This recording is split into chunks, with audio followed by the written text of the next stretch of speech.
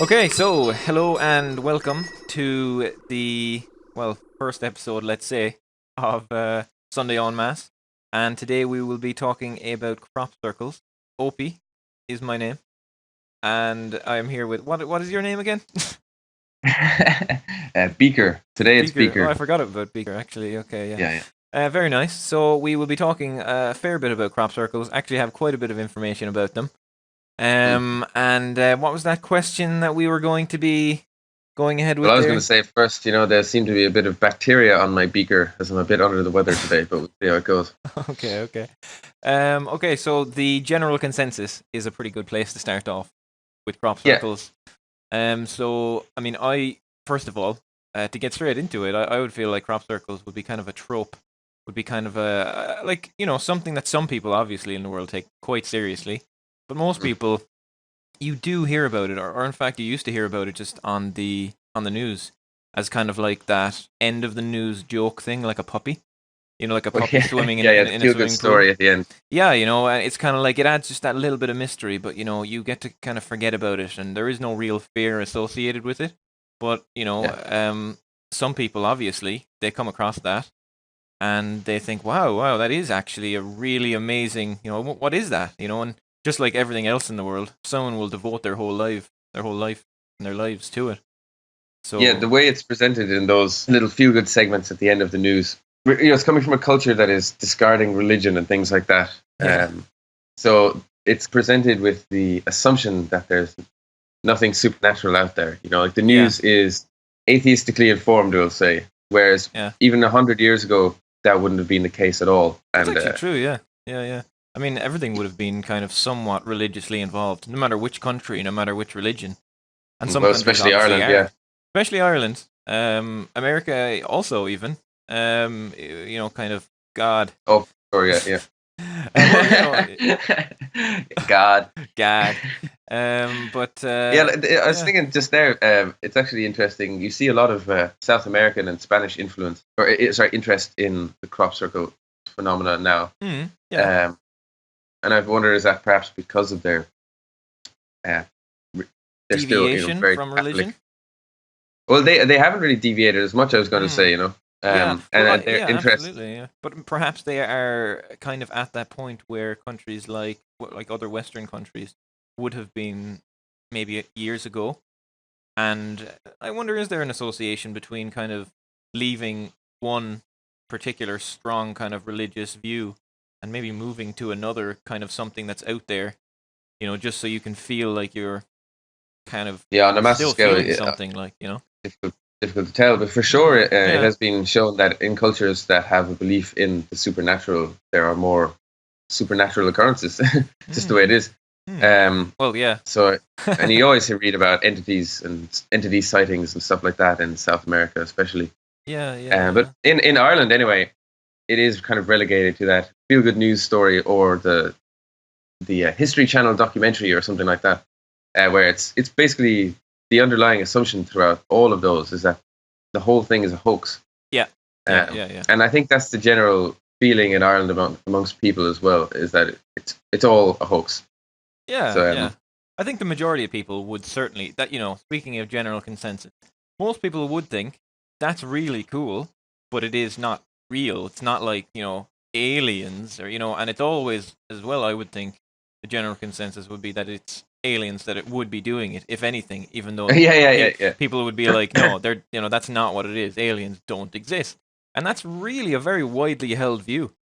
That Yeah, it is. yeah. And then the view of like what people who quote unquote believe in crop circles, which is not really a good way to phrase it, but the view of people who believe that they're all hoaxes, they think that people who believe that they're not all hoaxes think it's like aliens landing or something like that. Yeah.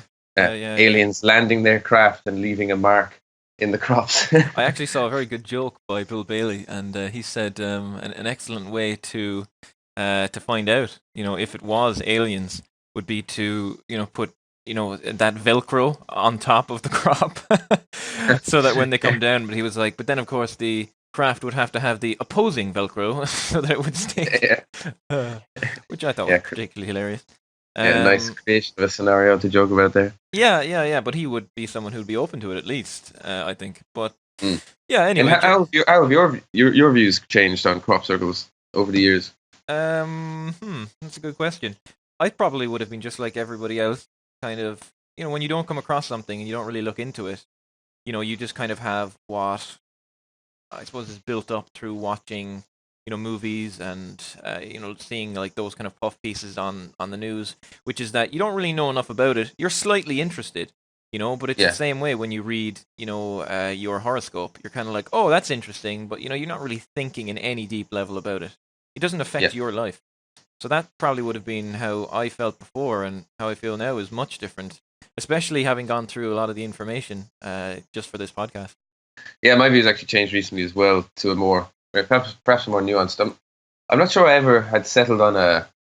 Well, obviously, at first I would have thought they were hoaxes, but I'm Yeah, not sure I ever settled on what it actually is. At the I end. I mean, that's definitely haven't. one of the things about it. Yeah, It's a good place to it's not start off. solved. It's not solved, and we're not going to We solve know it here nothing. today. But Yeah, yeah. We certainly won't. And I think mm, that's an interesting thing just for life in general. You kind of, it is hard to solve things in the universe. Especially topics that are this big, and yeah, that involve so much. and I But think yeah, people wanting it to be solved is very funny, and we'll probably get into a little bit of that today, actually, it's human nature. I because think it's just yeah, categorizing. and the way the media has covered it over the years has changed a lot too.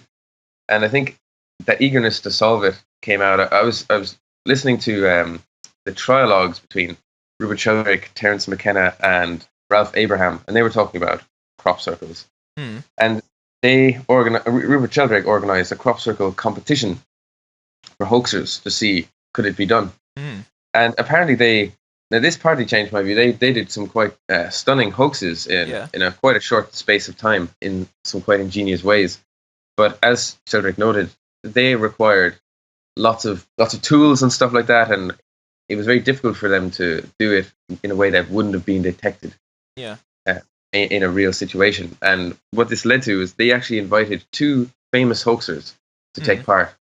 These guys called Doug and Dave, and you come across them when you start researching into this pretty soon. And they were basically the guys that they came out and said it's all a hoax and it's all been us, or we've been doing much of it. And the media basically came out and said crop circle phenomenon solved. It's Yeah. Doug and Dave, and Huh. then one comes up in Do you Australia know like a how week they later. were doing it by any chance? As in, was But it just they're like planks and boards, kind of the usual way, or? yeah, they came out with the board. They were doing it with boards. Interesting, interesting. Yeah, but anyway, they denied the opportunity to show off their skills in a controlled setting Hmm. when Sheldrake invited them to do that. It's interesting as well because in kind of my researchings this week, I did I heard it was Dr. William Levengood, who I can get into Mm. more in a minute, but he actually had a quote that like this kind of stuff that he was doing, it couldn't be done by a Doug and a Dave, and I thought it was kind of funny that he he used those specific names. It's like, where did he get those names? But Oh right, yeah, yeah, so he yeah. obviously was aware of them and stuff like that. They're a Um, scourge on the crop circle community. I think everybody yeah. absolutely hates them. All right. Um, Okay. because they kind Yeah. of poo-pooed the whole idea that it could be done, or that some of them couldn't be done by humans, And Yeah. it's around the time that they came out with that the media started treating it only as a ridiculous topic. Okay. We can get into in a minute as well. The reasons why it could and it could be done and couldn't be done. All of them, let's say, by those types. Because if you said that they were done by boards and done by in that kind of way, the evidence that we have now certainly shows that it wasn't done that way in a lot of the cases. Yeah, So yeah. sure. So what's the other information that you were kind of looking at this week or this 2 weeks, Yeah, however long it's been that we've been? this 28 years. Yeah. This Oh, that's 28 years. Yeah. But yeah, so I've actually been focusing mainly on this time period of the 80s and 90s and the change Right. that happened in the way the media was reporting it and its general treatment in the public sphere. I was reading a book by Colin Andrews called Government Circles. Now, Colin Andrews is well known to people familiar with the phenomenon, but he's an electrical engineer by profession and was a principal official in British regional government during the 1970s and 80s. he's been researching the crop circle phenomenon since 1983, and actually coined the term crop circle. So I'd I heard need to look him interviews up with him too. before, Colin Andrews. and so I'd heard a lot about him in interviews. Heard some really great interviews with him. He was on Mike Clelland's podcast and a few others, and I was very keen to read some of his books. And this topic was particularly interesting. So his book, Government Circles, he basically outlines how Nick Pope, who features very strongly in the book, is still under the Official Secrets Act. So Nick Pope, by the way, being he did work obviously. A lot of people wouldn't know who Nick Pope is. Who did work for the Ministry of Defense, and he came out and he had been talking about the UFO phenomenon. You can also look him up pretty easily. He features very heavily in those History Channel documentaries about this stuff. So in the book, Colin Andrews talks about how the treatment of the topic in the public sphere has changed over the past 3 decades. And he was saying during the 1980s, it was a new phenomenon back then, and people genuinely were mystified about what it was. So it was generally regarded as a mystery rather than a ridiculous thing that people do. People with too much time on their hands do. And funnily enough, in Japan, it's actually called a mystery circle. Very nice. Mystery circle. But yeah, and even he publishes in this book, he has published letters sent to him on behalf of the Queen and Prince Philip, and was even scheduled to, or registering their interest, and asking him to keep them abreast of information, of new information about it. Whereas when we get into the 1990s, Nick Pope has been part of the denying of that. And the government came out and said that the royals have no interest in all this, even though it was actually a potential meeting between Prince Charles and Colin Andrews was actually exposed by the Daily Star, the article of which is also published in this book. So, and why do you think the government would want to change how their opinion on the phenomenon is seen by the public? I'm really not sure why they'd want to. I suppose it could be to do with just it could be to do with religious change as well going on. People straying away from, because like when you're open to that side of maybe kind of religiousness, you are open to something mystical as well. That's what it is. It's and like as well. It seems like back then it was like, oh, this is a new topic. We're open to the exploration.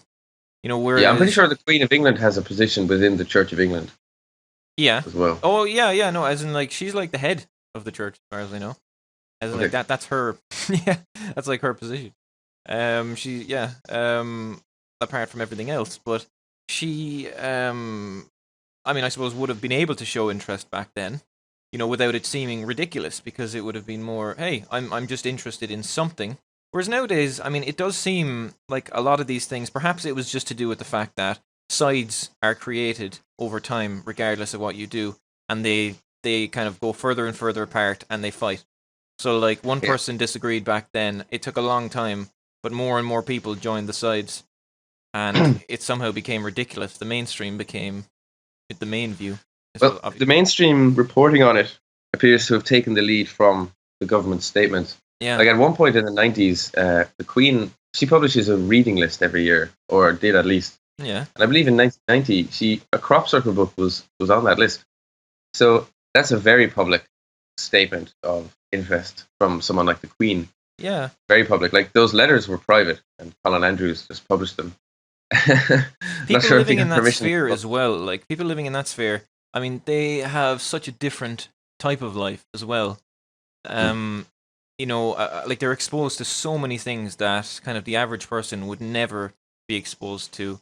Even people nowadays who are living, in the West and who have like this massive luxury, there's still this whole world kind of above that even.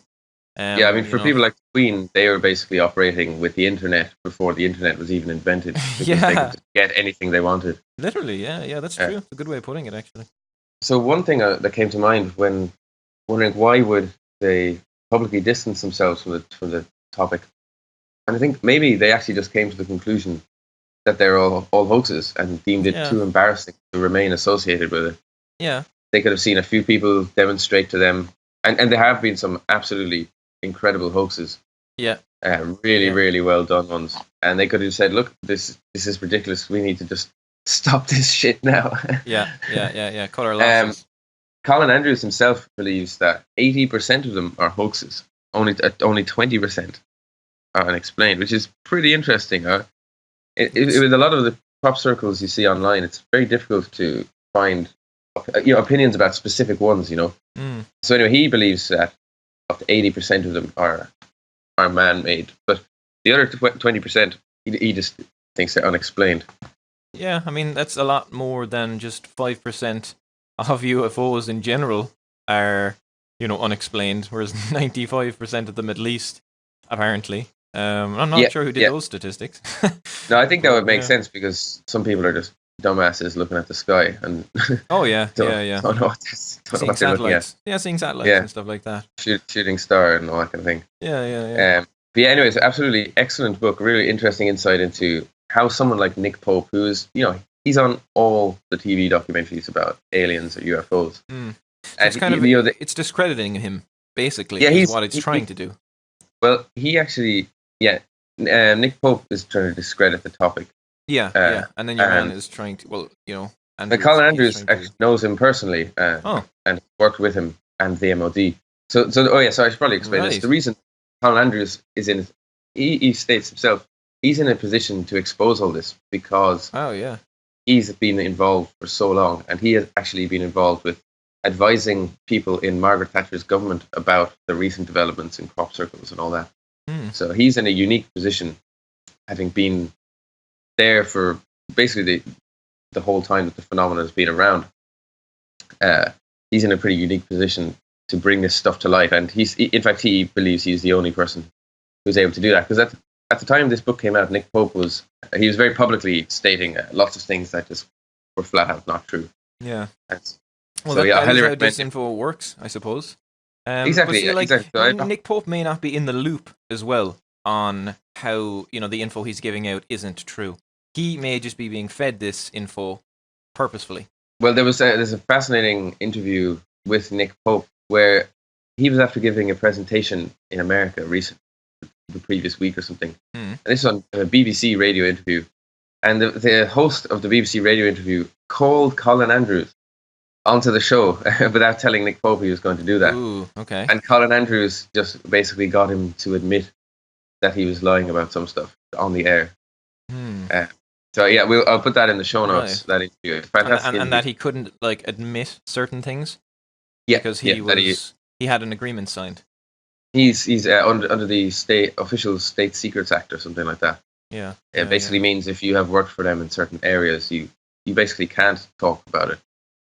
Talk about certain things, even after you've retired, because he's officially retired from the MOD. Yeah. But you never retire from the.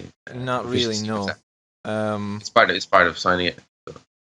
Well, that's interesting. Yeah. So, shall I tear away into, I suppose, a segue into my area that I was looking into? Or one funny little thing I suppose I should mention is that in that trilogues that I mentioned there, Terence McKenna is utterly convinced that it's a hoax. But I think his until he died. Yeah, he makes a very good case, or made a very good case, because he's dead. Yeah, we should make that case, just, to be fair. Yeah, and I think it's a very good one. So he was basically saying that he brought up the conspiracy theory angle, which I'm surprised doesn't get floated more, given the kind of circles, pardon the pun, that this topic is discussed in. Yeah, so he was basically saying that he's like, this is obviously a British intelligence psyop. Yeah, essentially. Okay. And who would have the funds, who would have the secret research needed to make some of these in the speed that they're needed to be done? Yeah. I think it's a very strong case, and I think it's like it's a case of using Occam's razor. Yeah. I mean, it's more likely that it's British intelligence than it is a type of intelligence we haven't discovered yet. And so I think that's very interesting. If people want to look into, I suppose, the many thoughts of Terence McKenna, I suppose on even just this topic or other ones, they can look him up too. Very interesting character. If people have never heard of him, yes, one of the anyone out there. Another thing he brought up, which is very interesting, is that other than it being a modern phenomenon, people talk about there being ones pre-1970, but they're very tenuous links. So other than it being a modern phenomenon, they are getting increasingly more complex which yeah. is very interesting and also Which points would to people perhaps possibly, getting better at it. yeah. Yeah. Like that's a good point too. That's something to say about it as well. Is that like the fact that they are getting better and more? I mean, just like I suppose, yeah, larger and I mean, if you see some of the ones, recently, yeah, I mean they do. So like it would, I suppose, support the fact that this is like something that's growing, and surely if there was like an advanced civilization or whatever creating these, they wouldn't just be like learning to get better at them now, you know? Yeah, doing a few a year or whatever. Yeah. But what I will say is that that talk was recorded in the 90s, Mm. early 90s, I think. Yeah. It was definitely getting more complex then, but I'm actually not sure if it is now. I mean, Hmm. it's difficult. It's almost impossible to judge. Or is it getting more complex now? I mean, they're certainly more varied. Like some of them are just absolutely ginormous now, and like Yeah, even just a couple of years ago, like 10 years ago, even and comparison with maybe like even 4 or 5 years ago, I think that they had gotten like I don't just know because I was looking into some of the dates on these, and there's some very famous ones that everyone would know just to see, and they're like 600 feet.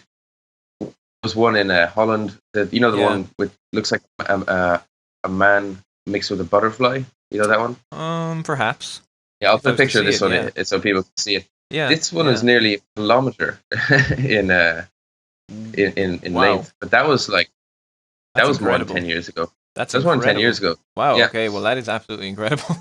some of these have been enormous for a very long time. Yeah. Well, So yeah.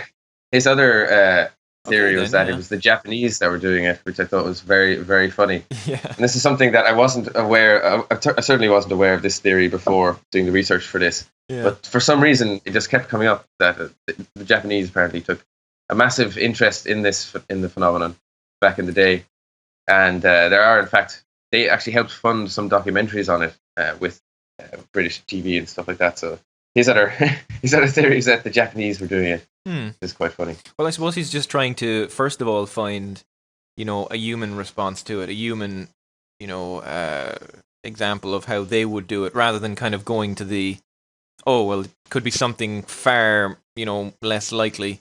But actually, I think that's a good point to go into where I was, where I was looking. I suppose just this kind of week or two.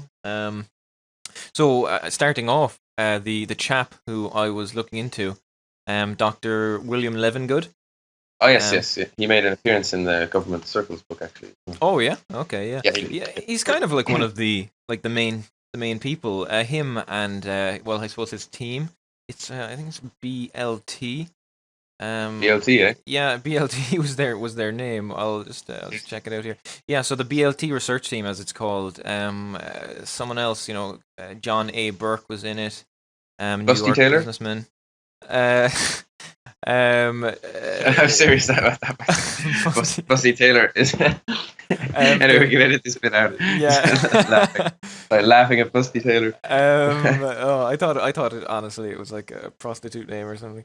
But No, it's actually like one of the main researchers. right, okay. But so go time.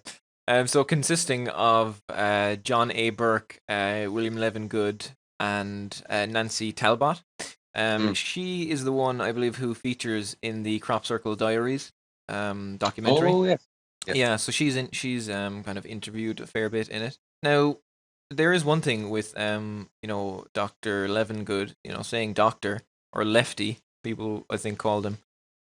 He said he was a doctor. Now, apparently, what she explained happened was in his review team. There was one guy who was really, really against Levengood, and yeah, there was some sort of kind of feud going on there. She said that your man he challenged Dr. Levengood to do something, something that this guy was trying to prove. He was like, okay, well, you do this.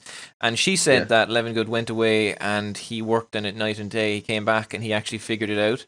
And the guy was, extra against him for that. And this prevented him from, getting his PhD or, Yeah, I heard some internal politics was involved in yeah. him not actually getting the qualification.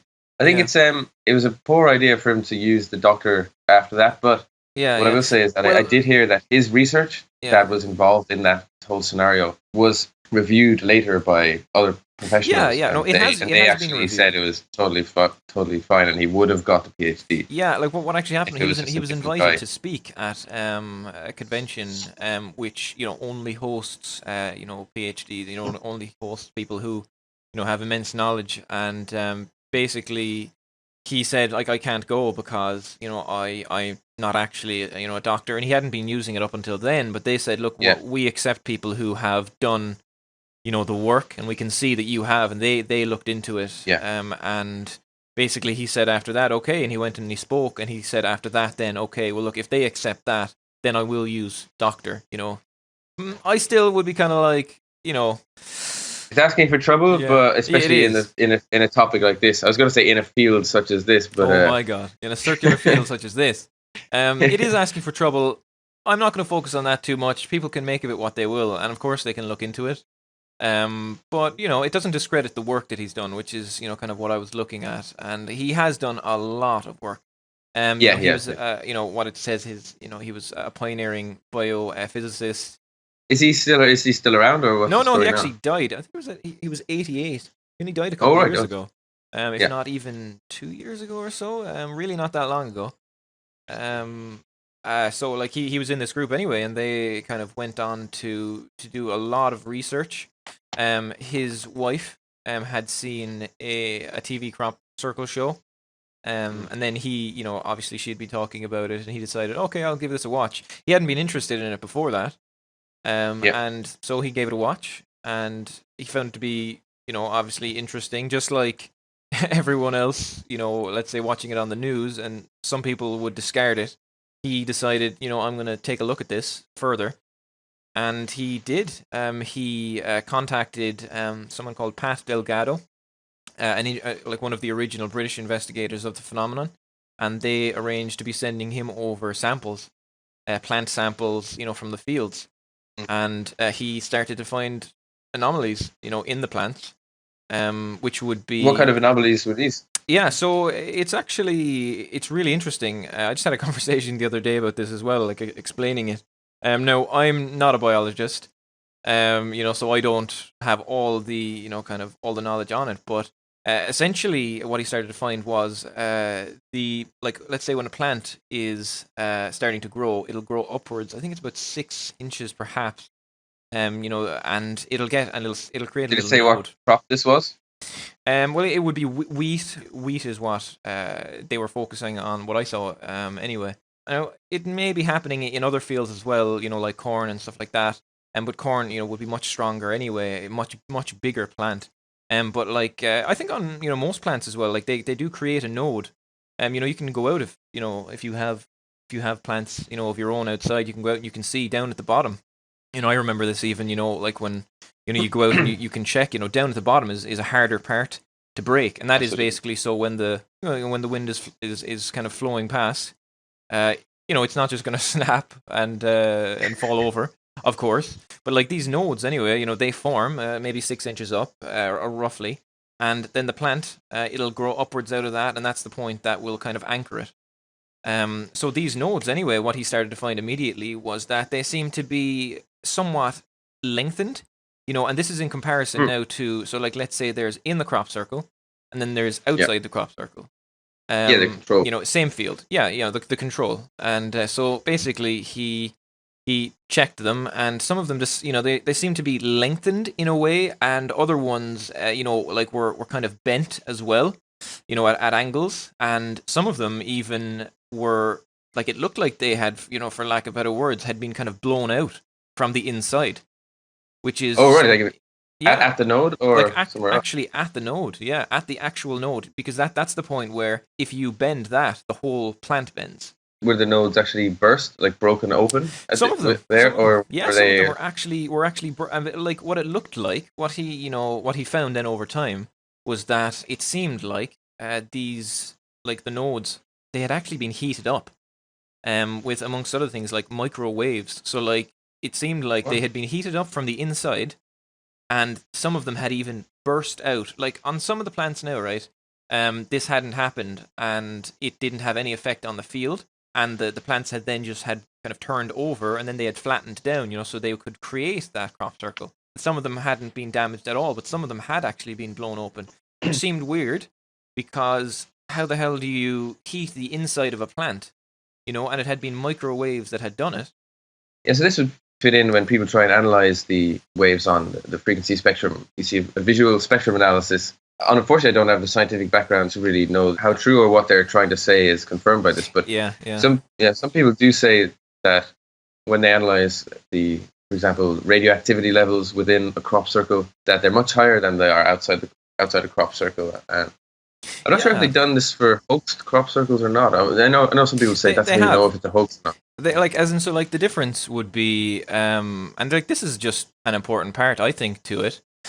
When they are testing the crop circles, and what he would have been saying anyway, what Levengood would have been saying is, he can tell, and that's why he said the Doug and the Dave example, is because he said, Doug and Dave can't do this, So did Doug and Dave go into the fields and use some sort of, it had to be some sort of technology, because it's done in all the plants inside the crop circle, because it bends them exactly at the node as well. Didn't he also discover some sort of chemical in certain parts of the plants that was only found within plants that were involved in the crop circles? Well, he did find he did find it was something, molten iron ore was found on some of the plants. Now, I'm not at all sure how that works, but from what I gathered, they weren't sure how it worked either, because they were finding it on leaves, and they were like, "How is this in the fields?"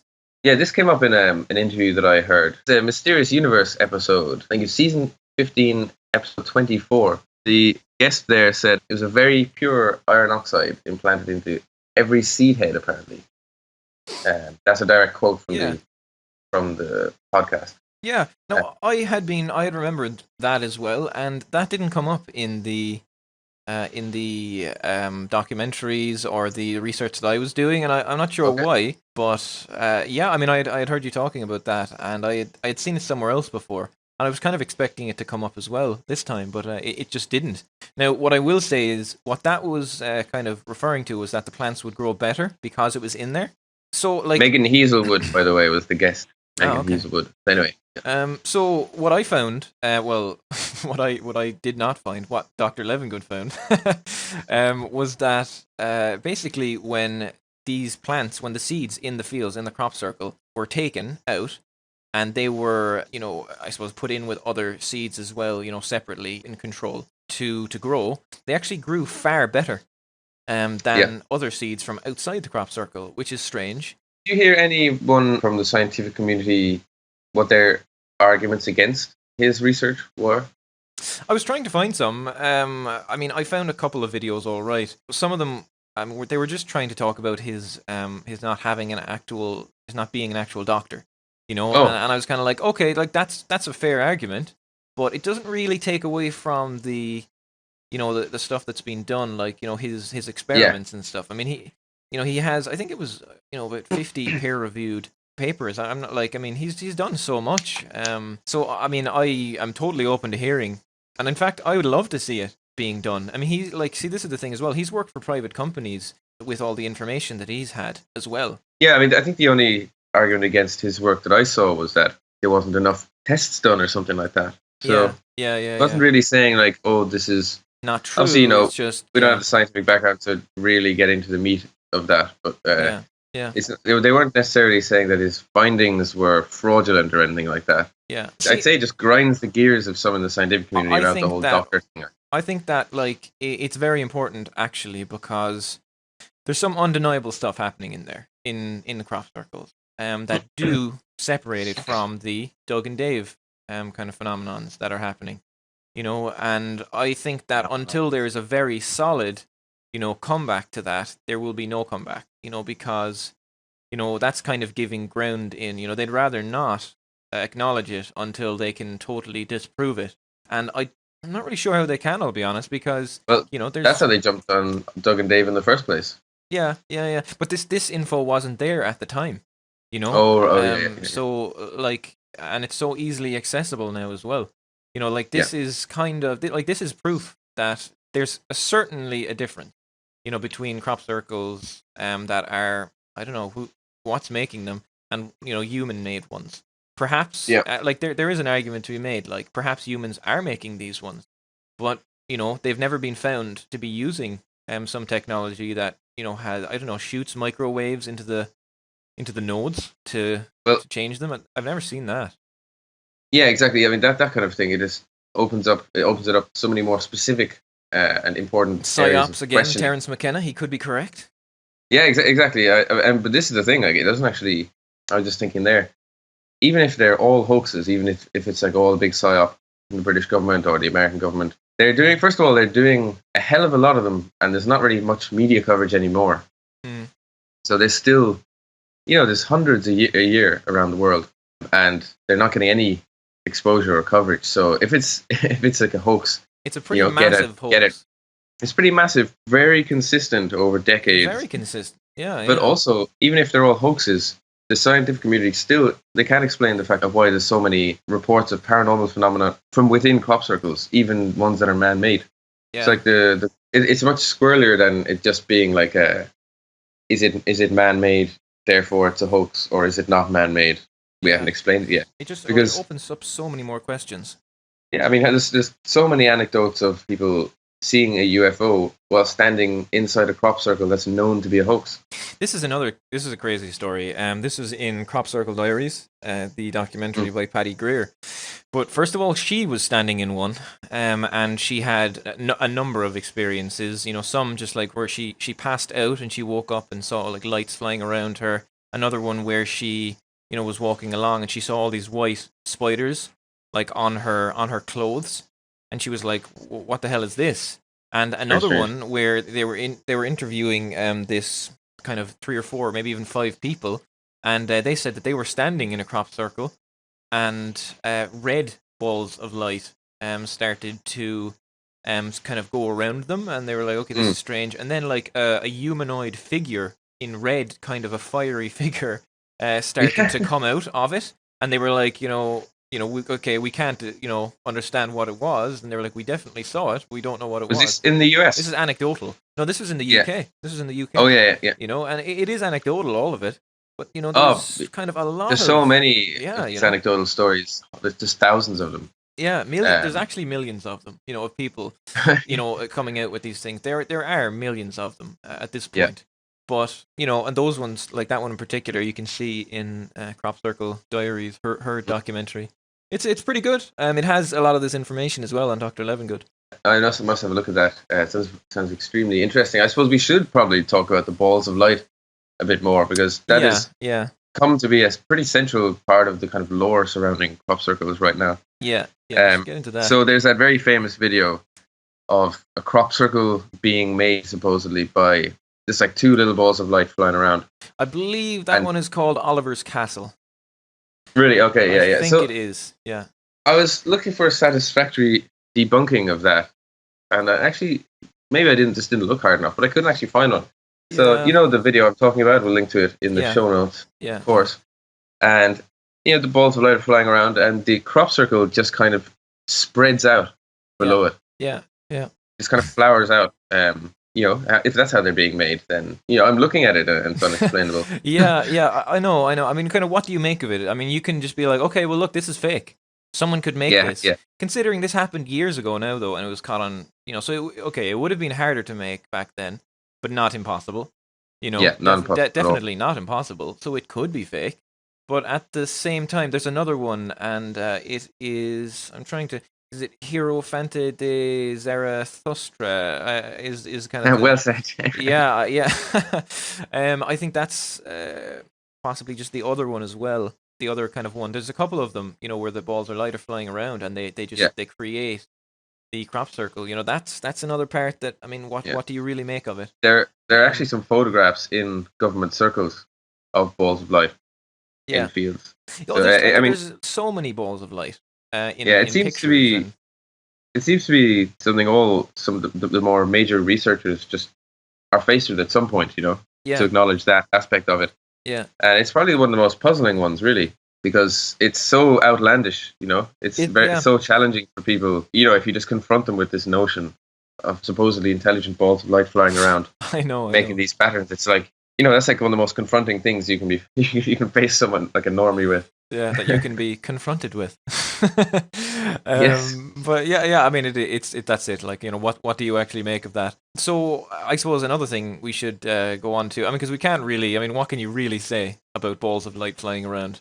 Yeah, yeah, exactly. They're out there. You can take a look at the videos. They are very interesting. I think they're really cool to look at. But they just they add more questions than they do answers. And they So may be the answer as well. they also may be the answer, and yeah, I suppose basically other people, they feel like, the balls of light are not coming from, outside the planet. They Yeah. are part of the planet. That's another thing. That they are actually, the Earth is creating them. That's another idea, by the Hmm. way, for What people who didn't kind have, of. what do you think of the idea that they could be some sort of advanced drone technology Well, that that could that would be that used would be the by the British psyop, government? like, that would be the Yeah, psyop. That would be they are being created by some sort of, I don't know, government, or I don't know, a deep kind of government organization. That, I mean, I don't know. They could be. Are to they? be.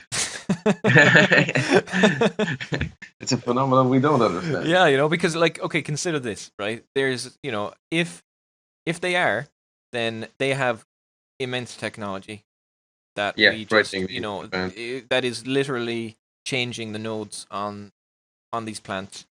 You know, Yeah, we don't currently have the technology to do that, as far as I know. To do it that way, and also look into the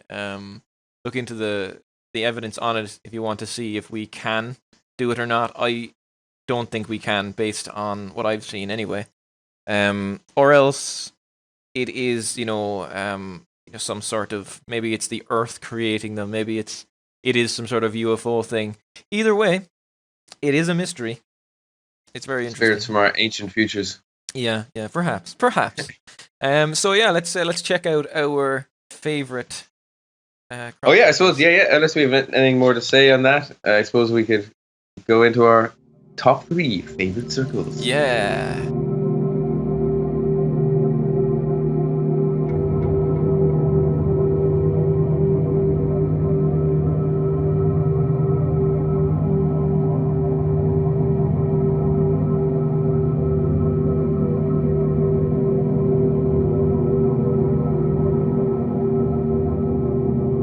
Okay, so the top three crop circles each. So, other person, what is your third favorite crop circle?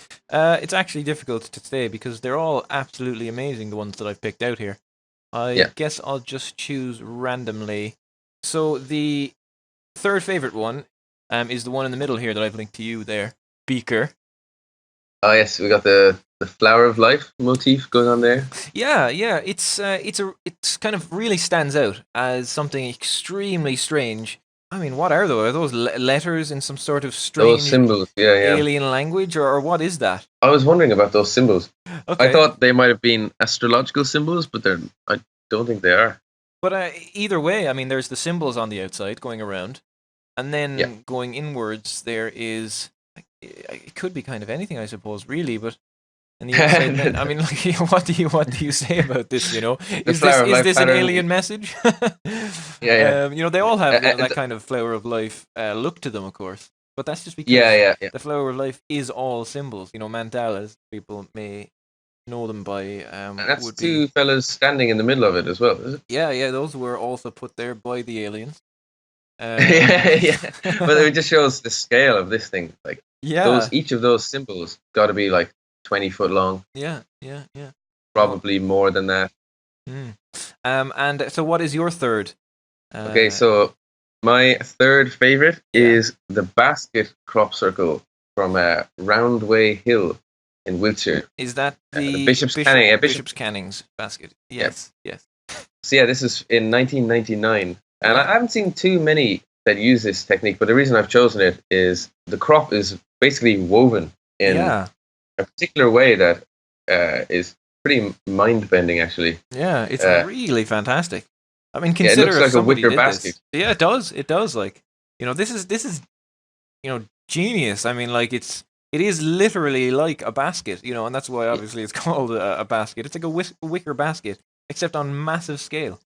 Yeah, this would have taken so long to do. And this is the thing, even if these are all hoaxes, it actually just doesn't matter. These are just our favorite ones. Yeah, yeah, Um, absolutely, yeah. so like this basket one, I think visually from a distance it doesn't look as good as the other ones, but up close, I mean, the technique is pretty marvelous. Yeah, it really is. Um, So have you seen any others that use this technique? I know there's a couple I out there, but I don't think that I have. I remember this from years ago. I think there possibly is other ones that use this technique. We're very definitive here, no, I'm in our actually looking at knowledge. one Oh yeah, 2014 right now, but, yeah, at yeah, yeah. Parker's Hill. Perhaps they decided, wow, that was way too difficult. We were not going to do this for another like 10 years at least. Yeah, yeah. I mean, if that was a hoax, how long do you think it would take to do that? I mean, guys who are very good at the board technique and the other ones Yeah. can do some pretty big ones in a couple of hours. With this technique, it just looks like it would take way much more time. But anyway, that's my third favorite. And so, what about your second favorite? My second favorite, I'm going to go with the third one that I've linked to you there, which Cube. is the cube. Yes, the incredible cube, which should be on Yeah, screen as well now. Pretty good image of it. There's lots of images of this one. It's absolutely amazing. It's yeah, like, look how perfect that is. That is yeah. And you've just, got like the internal structure yeah. of the cube showing in the design as if panels were hollowed out, that you could see it. Yeah, it's just I'm actually like blown away by this one. It's really fantastic, and it's so precise. Like looking at that, it's fantastic. If it was So the it's just Japanese, so aesthetically pleasing. Even the circle. Like, was what year did this one come out? I'm not actually sure. Oh yeah, because if it was if this was around the time that the Nintendo's GameCube came out, then it just could be the Japanese this whole Yeah, time. yeah. Marketing ploy. Advertisers have been known to make these crop circles. Just so people know as well, you can go on to cropcircleaccess.com. They have like all of the crop circles on there, and there's dates and there's lots of information about them. On Crop Circle Access, you can look at all of the the dates and just everything is on there. Anything that we don't provide is going to be there. And what's your second favorite? All right, so my second favorite is the Milk Hill Sextant Crop Circle. This probably counts as there's actually two of them because the first design came up, and it's very difficult to describe this, to be honest. It looks like some sort of satellite dish or a compass or something pointing up to the sky, and then behind it there's this pattern of circles and rectangles and cubes that give it a very technological vibe. It's just the sheer sci-fi nature of this one that really struck me. And a guy actually got a tattoo of this crop circle, and apparently very soon after that, almost in response to it, another basically a developed version of it came out. Yeah. And wow. Yeah, a developed version of the same crop circle. Basically this is the third installment of it, came out June 30th, 2009. And this one, at the end of it, it looked like basically hieroglyphs. And I even actually saw on YouTube somebody put this, what looks like hieroglyphic messaging, into some sort of MIDI musical program and actually made music out of it. And that was very interesting as well. So, wow, yeah. That's very this cool. one is, completely bizarre. Yeah. So that is my second favorite. Funnily enough, how about my synchronistically, my number one crop circle, it appears to have also been made on Milk Hill. very Is of course the absolutely ginormous crop circle where there is just a whole ton of circles. Circles and this circles is very, and very circles. famous. Do you know something actually crop circles remind me of regularly is DNA. And this kind of gives me a hint of DNA as well, like just the spiraling of it. The double helix. Yeah, it's really, I don't know. I mean, it's apart from being absolutely huge. I mean, the circles and everything. I mean, consider someone making this. I mean, the it's analysis of these incredible. crop circles, you find excellent analysis on a crop circle connector as well, where there's a lot of debate. People go into extremely in-depth analysis of this stuff. People talk about the symbolism and sometimes everything from alchemical, historical, sacred geometry, and it could all be bullshit because I don't understand most of it. But this one's very famous. So how many circles are there in this? I had seen before there was like 180, 188 or something. I could be wrong. I haven't counted them all. take their word for it. There's a hell of a lot of circles. Yeah. If you have kids and you want them to fall asleep, tell them to count all of the circles in This this one crop circle. This one was on the news, wasn't it? I'm pretty sure. This Yeah, was like this one. Yeah, this was 2001. groundbreaking. It was still okay to do that back then, I think. As I don't really see it very often now. The crop circles will be on the news as the puff piece, even. Yeah. But back then, it was definitely something to do, and yeah, this one would have been on the news. Because and why not? I mean, people. Were I seem to remember seeing it on the news actually. Oh yeah. I think it was like a groundbreaking crop circle. Pardon Yeah. the pun. Again. Oh. It was a crop parsing circle. Yeah, yeah. So quickly moving on. All right. Speedily moving on. What is your number one of all time? My number one crop circle of this week is at Avebury, Wiltshire. Wiltshire, like so many are. Yeah. It's from 2002, July 2002. And the name I just saw for it is called Mandala. Okay. So, yeah. Yeah. Can you see it there? Yeah, I think I've got it here. Wow, that one is absolutely amazing. Yeah. That is like fantastic. It's like some sort of CGI almost. Yeah. Wow, I haven't actually seen this one before, I don't think. Yeah, this is the one with the kind of warping pattern. Yeah, it's warping. It's like the edges are turning. They're using the light, whoever made it, to or what I suppose it's light. Whatever made it. Lightness, yeah, whatever made it, to wow, that's a mind blowing one, really it is. It's an optical illusion basically, isn't it? It makes it look like there's waves in very visual field that we're using. Yeah, I mean it's I suppose made for our eyes. The things that are making these obviously are taking us into consideration, I think. If they weren't, it would just be a very, very funny thing. Yeah. Did crop circles happen? It's like if a tree falls and no one's around, does it make a sound? Go on, let's just end this shit. Yeah, grand. All right, yeah. So, thanks very much for listening to our ramblings about crop circles. Yeah, absolutely. Hope you enjoyed it. Yeah, and we will be back again for sure. Any questions can be asked, I suppose, in any comment section, or can be sent to us in any fashion that you find possible. Except by letter. Never letter. Yeah. Yeah. So yeah, we'll be back again with more documentary style. Really evidence based, a lot of information. No rambling at all in our next videos. Yeah, so we hope that you enjoyed it. Anything else to add, other person? Nothing else in the world to add. All right, very good. All right, yeah, sure. We'll catch you the next time. And the music plays.